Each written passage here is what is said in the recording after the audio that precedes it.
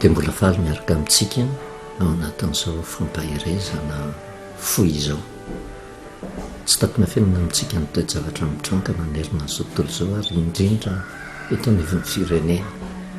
manoloana ty ady iraisany ty,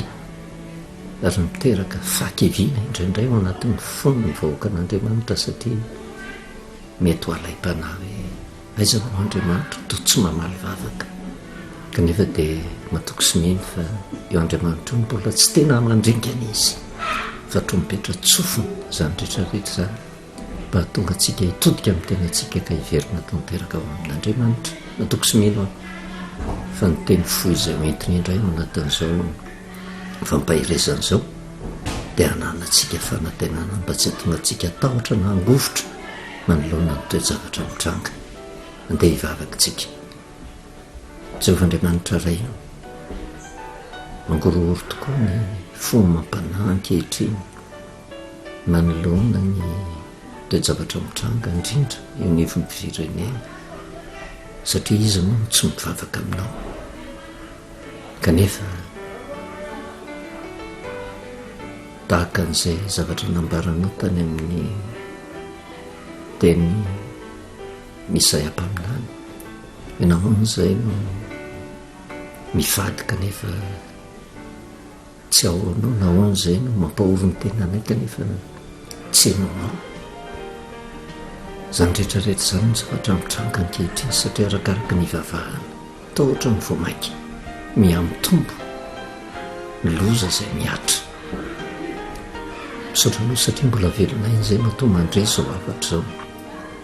ary navelanao vavolombelona manatro maso mahita ny toejavatra mitranga mba hieritrretanay. Angatahany aminao dia mifanainao masina no hiasa indray Tompo, amelombelona ny fo mampanahy mba handraisanay valim-bavaka avy aminao, anaiky ny fiapetra rehetra napetraka ao Tompo, mba tonga nay hivoaka ho mpandresy ny andrahan'i Jesosy. Dia mitenena indray Jehovah fa meno mpanomponao ny anaranao Jesosy. Amen. Faly miarabantsika amin'ny anaran'i Jesosy, manona ny fahasoavana sy ny fiadanan'ny Tompo amintsika mandrakariva. Mangorohoro tokoa ny fanahy ankehitriny manoloana ny fiombon'ny aretina izay mitranga, indrindra eto amin'ny firenentsika.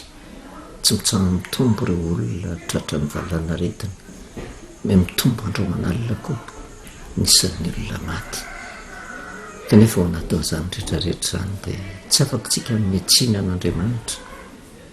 fa tahaka ny Job, natao anatin'ny vanim-potoana nampahory azy dia tsy nataony nampiala azy tamin'Andriamanitra izany fa voamaiky ny fikirany bebe kokoa tamin'Andriamanitra, nanantena famonjena izay nataon'Andriamanitra. Rehefa dinihana tokoa ny toejavatra mitranga, maro ny olona ny tsy mino fa tro mipetra tsofin'Andriamanitra io toejavatra mitranga io mba tonga ny olona hitodika amin'ny tenany ka andiny tena tanteraka,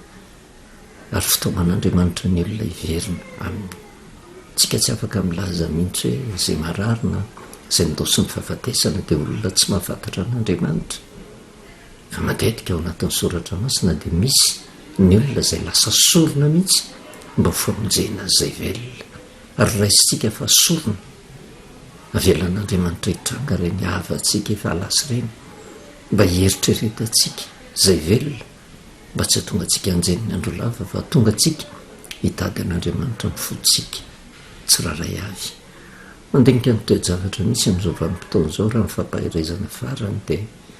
tatsika tany amin'ny Amosa 5:17 ka hatramin'ny 5:10 izay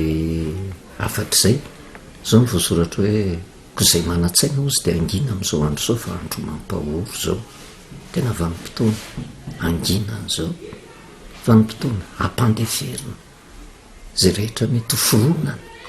na ara-pivavahana na ara-politika, na inona toerana misy ny tsiraray avy, tsy zavatra fanindraindrana ny foronana tsony izao, za atoko mpivavahana zao na za atoko politika zao, fa vanim-potoana hampandeferana ny amboto, ary atonga antsika iray fo iray saina hitodika amin'Andriamanitra. Misaotra an'Andriamanitra lehibe dia lehibe isika. raha nandre ny kabarin'ny filoha farany fa za dia resy lahatra tanteraka mihitsy ary mankasitraka ny filoha midera azy manokana no mifanetretena nananany tsy mbola nahita teto amin'ny tantaran'ny firenena ka nisy filoha izay tena niantso firaisampo sy firaisan-tsaina ary ny taonany io loatra nipetraka ho isan'ny mpitondra fivavahana mihitsy izy tamin'ny kabarin'ny farany hoe tena vanim-potoana andehtsika mba hitodika amin'andriamanitra andeha mba hivavaka amin'andriamanitra andeha mba hitaraina amin'andriamanitra hifanometanana zany rehetrarehetra zany tena mahavelo-panantenana satria tsy ny filoha rehetra no afaka hanatanteraka sy hanao antso tahaka an'izany satria raha misy filoha-mpanjakana izay hitoro ny filazantsara ka merina ny olona ho amin'ny loniny tena hiverina amin'andriamanitra dia hiverin'ny olona fa ho adaladala zany filoha zany fa mariky ny fanetreteny zany mariky ny fambony toetra zany satria tena mitsinjo ny firenena ary hitan'andriamanitra izay fihetsika izay ary izay no ananantsika fanantenana fa rehefa izany zavatra izany no mitranga manakaiky ny fanavotana raha mijery vetivetitsika amin'ny tantaran'izy satria ao ny bokyny jona toko 7 efa mijerevantsika tetany fa hisotomantsika lesona ary inona fa ao anatin'ireny afatra rehetrarehetra reny dia misy programan'andriamanitra hitondrana fagagana eo anivy ny firenena manoloana ny fandraisana fanapahan-kevitra ny amin'ny fiaintsona ny firenena rehetra ho tonga ny fibebahana ho tonga ny fiverenana amin'andriamanitra ho tonga amin'ny fiaraha-mivavaka fampandeferana ny ampito raha olona tonga saina araka ny ambaran'ny amosa hoe fa izay manan-tsaina dia angina amin'izao andro zao fa andro mampahoro zao dia tsy maintsy anaiky ny fiapetra napetraka na ara-nofo na misehatra ara-panahy ary zavatra nisany goavany indrindra raha mandinika ny kabarin'ny filoha tamin'ny farany teo misy ny fampitandremana filazana ny ezaka rehetrarehetra tao fa tamiko manokana ino ny tena evidehibe izay tena tranga teto amin'ny firenena fiantsona ny olona iray fo sy iray saina hivavaka dia hitantsika tany amin'ny bokyny jona satria fantatritsika ny tantarany jona tamin'ny ovanim-potoana eo ny rahan'i Jehova i jona ho any amin'ny tanàna anankiray dia ny tanàna ny Ninive izay fa tafapaka tamin'ny lanitra ny fahotany dana ianao jona ozy irahako dia miantsony amin'ny amelezana ny tanàna ny Ninive fa lehibe loatra ny fahotany zany tanàna zany kanefa tsy tonga dia nandringan'andriamanitra fa nandeha jona tsy verenantsika tsony ny tantara teo aloha dia nitory tamin'ny tanàna ny Ninive hoe tena horavan'andriamanitra raha afaka 7 andro ity tanàna ity ary matetika zay tantara zay no ahitantsika taratra ny toe-javatra misy amin'izao vanim-potoana zao satria mihoatra lavitra noho ny fahotana vitany Ninive ny fahotana ity izao tontolo izao ity mihitsy raha tsy mijery fotsiny tsika eto amin'ny tantaran'ny firenena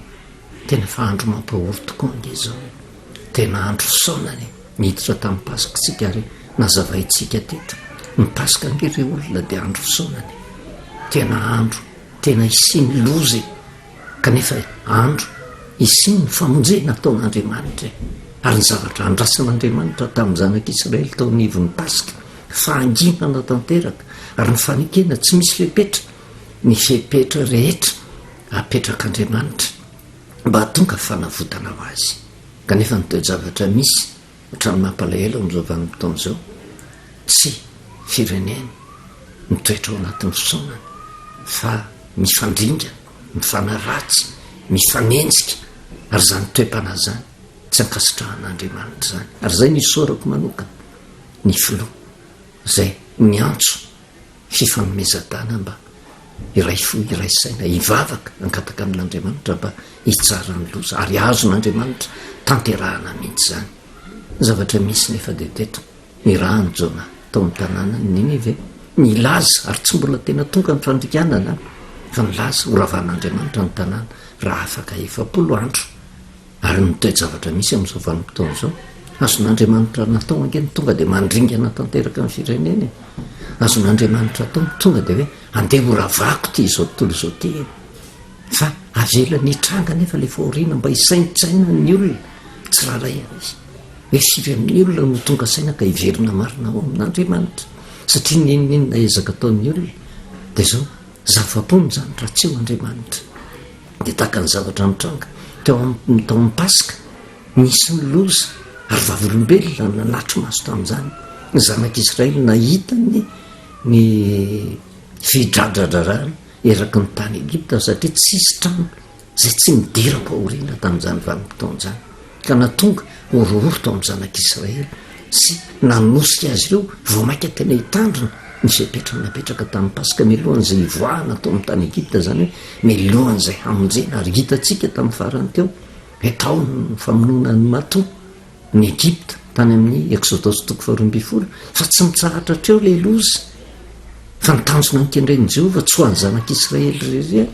fa tia no tonga saina hatramin'ny Egyptianina hoe mba nisintona lesona ve ny Egyptianina zay ny hidira-paoriana teo anatrehan'izany rehetrarehetra zany ka rehefa nafana ny zanak'Israely dia zao mba tokony niaiky tanteraka mihitsy fa Jehovah Andriamanitra fa saingy rehefa tena nivoaka ny zanak'Israely vao mainka nanamafiapaka ary natonga ny Jehovah iteny hoe ataoko fantatry ny Egyptianina fa zao ny Jehovah namientsika ny zanak'Israely izy vao mainka niotra lavitra noho ny zavatra teo aloha ny loza satria tamin'ny voalohany tao amin'ny pasika mba ny matohan'ny Egipta ianange no maty ny matoa hatramin'ny matohan'ny farao matohan'ny olona hatranomaizina matohan'ny biby fiompy mba hisaintsainany fa rehefa tena tsy tonga saina hoe ny matoa efa lasa dia ny zavatra mitrano hifototra amindreo amin'izay le loza vao mainka mafimafy kokoa satria tsy niatra tamin'ny tenany dia tsy nirarahiny kanjo tonga nanao tsinitsinina an'Andriamanitra ringana tao anaty ranomasina mena daholo ny Egyptianina rehetrarehetra zany hoe vanim-potoana fitsaran'Andriamanitra mivavolombelona kanefa tsy mbola mandringan'Andriamanitra amin'izao vanim-potoana izao araka ny resahantsika hoe ny toe-panahin'ny olona nge amin'izao vanim-potoana izao misy manana ny toe-panahy zanak'Israely mangina satria andro mahory zao tena andro mahory mitodika amin'Andriamanitra satria mandetaeta no ovonjena dia zao mangina manaja tanteraka ny fepetra fa misy manana ny toe-panahin'ny Egyptianina tsy mbola miatra amin'ny tsinona le loza fa mbola ny matohany no ringana dia ina ny zavatra mitranga lasa atao miatra amin'ny tenany amin'izay le fandringanana tanteraka ary mba tsy hitranga eo misirenentsika izany ary zay le antso nataon'ny filoha mba hifanometanana hivavaka hitodika amin'Andriamanitra hiady amin'ity aretina iraisana zay tsy mifidina izana iza tsy mifidy fironana na ara-pivavahana na ara-politika io aretiny io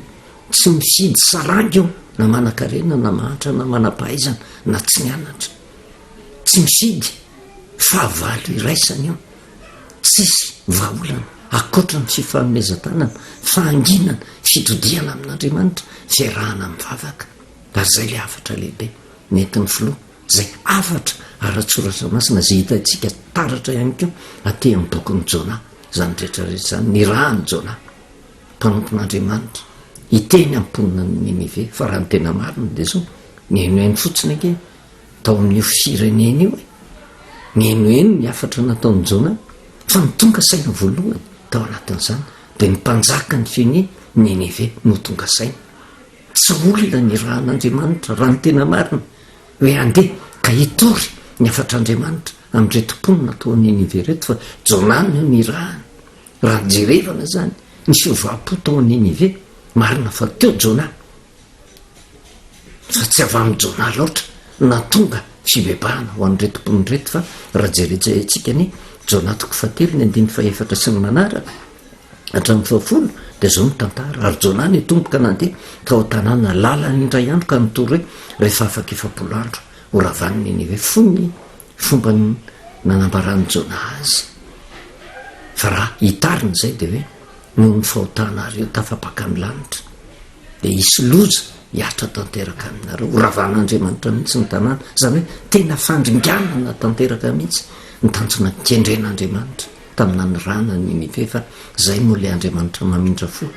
tahaka ny ray amandray nitaiza zaza maditra tsy tonga de mamely manambana aloha ary ny zavatra mitranga amintsika amin'izao vanim-potoana izao nge na de misy arany mitratry ny aretina misy ny fahafatesany mbola tsy mandringana amin'ny firenena Andriamanitra mbola manambana izy mba eritreretan'izay velona aloha mba hitodika tanteraka amin'Andriamanitra de tahaka an'izany ny zavatra mitranga nanambana izy fa voafetra ny fotoana 7 andro sy 7 alina tao amponina Ninive fa inona ny zavatra mitranga tamin'izay andiny vadiny nino an'Andriamanitra mponina tao Ninive ozy ka niantso fifadikanina sady nitafy lamba fisaonana hatramy lehibe ka hatramy kely manoloana ny loza mitranga de misy foana ny fandraisana andraikitra eo nivony ny olona rehetra tahaka atsika eto amin'ny firenena na de eo ary ny toe-javatra mitranga samponina eto amin'ity firenena malagasy ity fa misy ny fandraisana fepetra ny antoko-pivavahana maro isan-karazany samy miantso ny olona ao aminy mba hiverina amin'Andriamanitra mba hivavaka fa tsy ampy zay rehetrarehetra zay tsy ampy tsy hoe tsy ampy akory ny afatra nentin'ny Jona fa efa tsara ny fanaovana dingana tahaka an'izay araka ny fiangonana zay mitranga fa ny zavatra misy nefa raha mandinika tsara tsika ary ity zavatra tena tsy takona fiainana zany fa ohatra hoe ny tompona andraikitra eo nivon'ny fiangonana protestanta ohatra no miantso ny olona mba hivavaka amin'Andriamanitra de ndraindray ny mahavariana de zao raha ny olona ao amin'ny protestant ihany miaino ny afatra iny mpanompon'Andriamanitra iny tsy hitan'le olona tsony zany ny akamaroan'ny olona hoe le afatra entina nge afatra avy amin'Andriamanitra fa saingy mpino protestanta ihany no manaiky ny afatra ho entiny tompon'andraikitra ho aminy fa tsy mihaino ny fiangonana hafa tsy mihaino ny firene-kafa raha ny fiangonana katolika indray no manao antso mba hiverina amin'Andriamanitra de ny zavatra mateti-pitranga ihany koa de zao saiky ny mpino katolika ihany koa no miaino n'izany afatra zany sy manatanteraka an'izany fa ataon'le fiangonana hafa atsirambony zany tsy anay zany fa anazy de zao lasa tsy misy firaisapo sy firaisa-tsainy ao anatin'izay rehetrarehetra zay kanefa efa tsara ary de torak'izany natao ny fiangonana rehetrarehetra samy manao antso ao amin'ny mpino zay tandremana mba hiverina amin'Andriamanitra fa saingy tsy mifampiaina nefa ireo fiangonanandreo satria mbola le fironana no mbana ao anatin'ny sain'ny olona anka tsy mpiray fiangonana aminay zany noho izany tsy enonay ny afatra zay entiny ary toe-javatra takan'izany no zavatra hitatsika taratra ao anatin'ny tanàna Ninive nino n'Andriamanitra nymponina tao Ninive ozy ny antso fifadikana sady nitafy lamba fisaonana hatramy lehibe ka hatramy kely samy nisa tokony avy fa tsy mijanona treo nefa ary noho nefa reny mpanjakany Ninive zany de nitsangana ny ala tamin'ny seza fiandrianana izy ka nanaisitra ny akanjo-boninahiny de nysarina lamba fisaonana sady nipetraka tamin'ny lavenina reny mpanjakany Ninive zany hoe tompona andraikitra eo amin'le firenena tahaka ny filoha zay mitahany tantana n'izao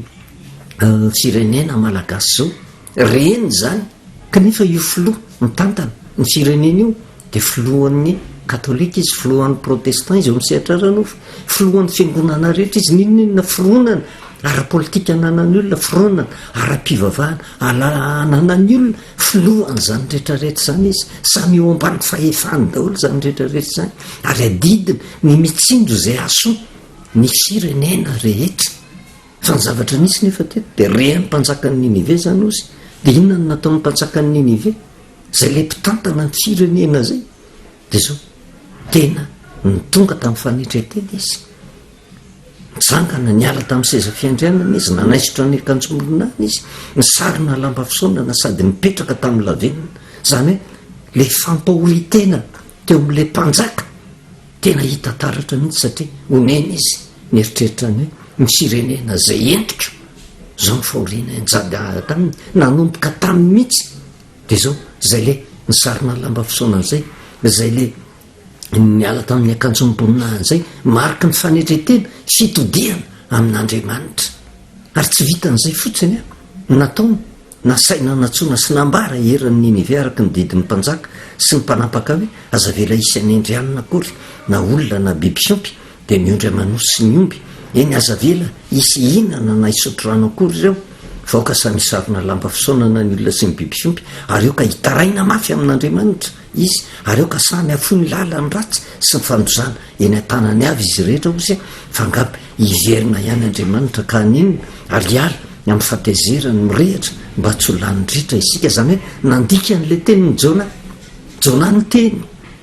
de tonga hatrany amin'ny mpanjaka de ny mpanjaka tonga saina de tsy mipetraka fotsiny amin'ny mampanjaka azy fitantanana ranofo fa nanamafy ny afatra nentinjona ka nampita tamin'ny firenena hoe andeha re iverina amin'andriamanitra tsika andeha hiala amin'ny ratsy isika andeha tsika hiaraka hitalao amin'andriamanitra ndrao de mba hanemina ny amin'ny loza zay nykasai atao amin'ny firenena ihany andriamanitra ary zay ny zavatra hitatsika taratra sy hiderana an'andriamanitra isoratsika an'andriamanitra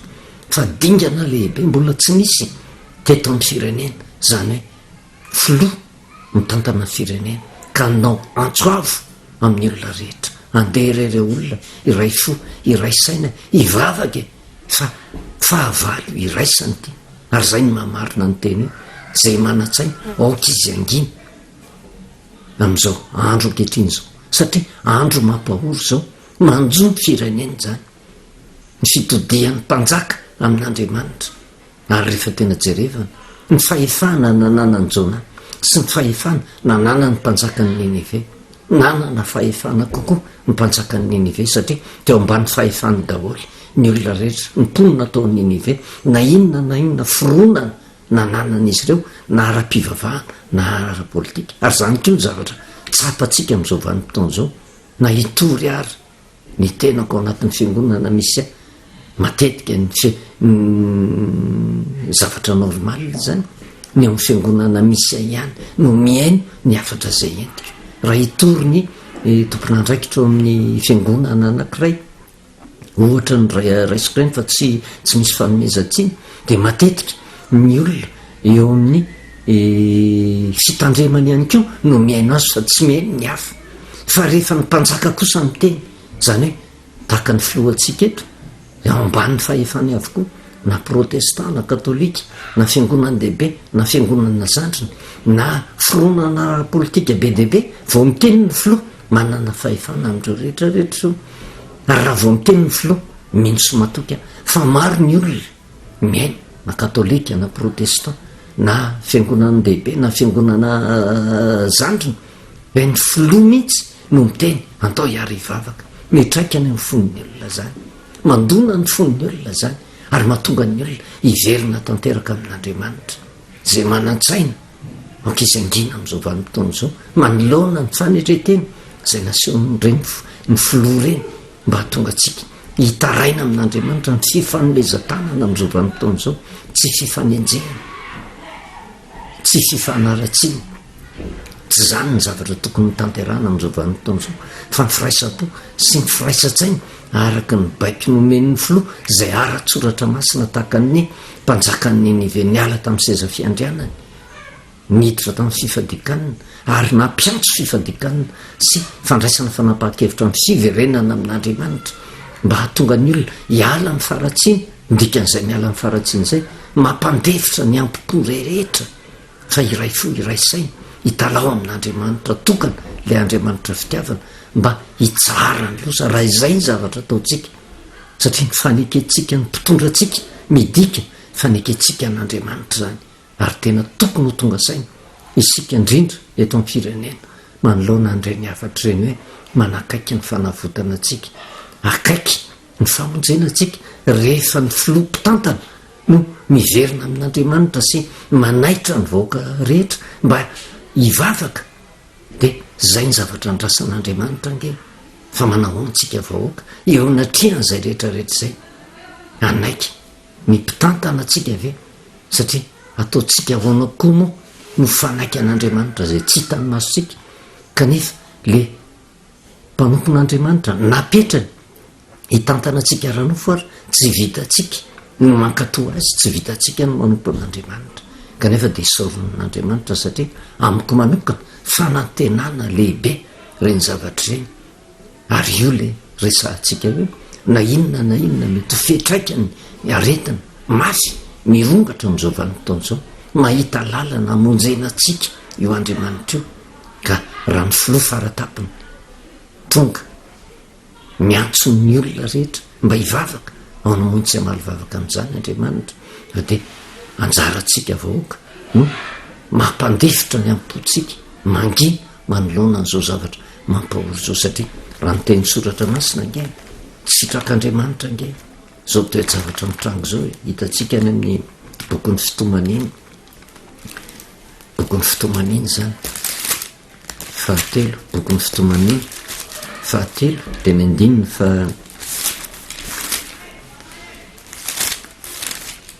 fitomanina toko fahatelo ny andininy faraiky amin'ny telopolo ka hatramin'ny fahatelo amin'ny telopolo teny misy fanantenana fa tsy hanary mandrakizay ny tompo izy iny fa na dia mampahory azy izy dia mbola hiatra ihany araka ny haben'ny famindram-pony fa tsy sitra ny mampahory na mampalahelo ny zanak'olombelona ory ange andriamanitra mijery atsika